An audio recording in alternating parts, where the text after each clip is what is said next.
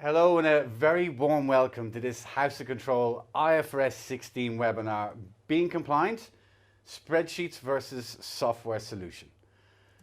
Let me just bring you into the agenda today. We will basically give you an overview of our own customers' IFRS 16 journey.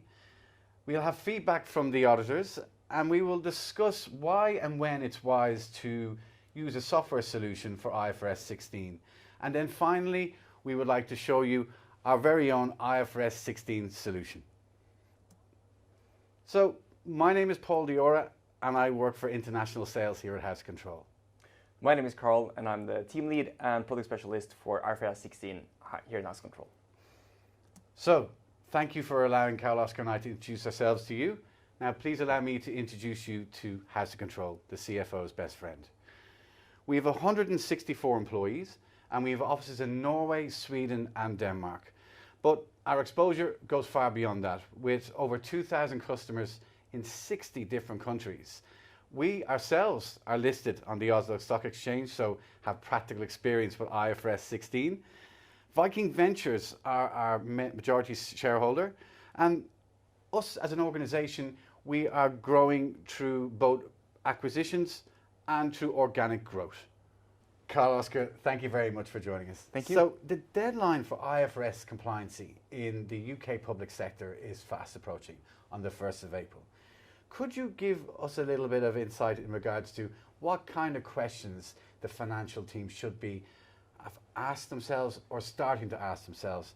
And if you wouldn't mind, maybe share with us some few best practices as well, please. For sure. I would start by just getting a grasp of how many lease contracts are there in your organization. Because you might think of, yes, you have some office leases, but what about IT leases equipment? What about car leases? You can have so many leases in your organization that you need to, first find, then you need to make sure that the data you have is correct and so forth. So it is a big process that lies ahead of you. So don't underestimate the number of leases that you have. Don't underestimate and start as soon as possible, I would say. Which brings me on to the second point. Make sure that you start in time. IFRS 16 is big and complex. I already mentioned that you need to find all the data, and I often see when I am working with customers in House Control that we are, one thing is actually the discounting factor of the future cash flows, but the thing is, how can I trust that data? You might have, different offices, people working with different things. Not everyone is thinking of, giving the most recent information for the leases to the finance department. And then the final thing I would say is that don't start working in Excel thinking that you can switch later on. You definitely can, but that doesn't mean that it's the best approach, because as soon as you get control of everything in Excel, easy to do, but then you need to stay compliant. That is not only harder in Excel than in the system, but it's also a tiresome job to switch later on. That doesn't mean it's impossible for us to, take on customers using Excel. So that's the question, I suppose. If organizations have already started in Excel, how would we resolve that? Well, we have possibilities in the system to import balance sheet figures and then just take over the history from today, let's say, going forward. So it's not impossible, but it is more extensive work than it is just to start in the right system from the get-go and just use that system going forward.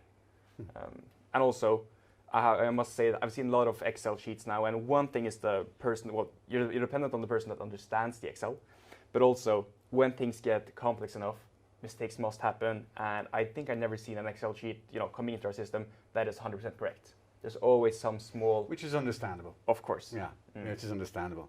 What's interesting, the point you make, is IFRS 16 is complicated, even with a best-in-breed system such as ours. So I suppose what organizations should be looking at is the knowledge base behind that solution. What resources can this organization offer? What kind of exposure do they have to IFRS 16? What kind of knowledge do they have? And effectively, can they be a trusted advisor at the end of the day? So let me tap in, and I know this is something that you do, and you and your team do on a regular basis for our customers. But let me just tap into that exposure that you have for the moment. So, Carl Oscar, both you and the team have taken part in a number of listings and successful implementations. Can you maybe share with us, in addition to how you help our customers, but can you give us an overview of the, say, top 3 common challenges that you see the customers facing? Yes, I think that's a good question because it is what I see often talking both with auditors and also talking with customers is that it is challenging to obtain and maintain control of the leasing contracts. So IFRS 16 is complex in its own way, but just the contract management aspect of it is quite hard as well.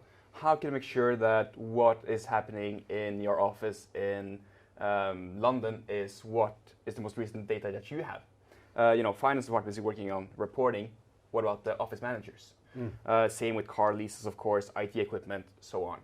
So obtaining and maintaining control of the contract report for IFRS 16 reporting is difficult. Secondly, I would say that the time inefficiency that comes with IFRS 16 is a problem for many of our customers. Because the first thing you need to do is start compiling all the IFRS 16 material that you need, make a nice report, send it off to the auditor. That will take some time. Then the auditor must do the same work all over, double checking the contracts. Yeah. Is that the correct price according to that, this and that? Then it's a whole process that takes weeks, if not months, to finish basically. And then the final thing is the uncertainty or all the questions that comes with IFRS 16.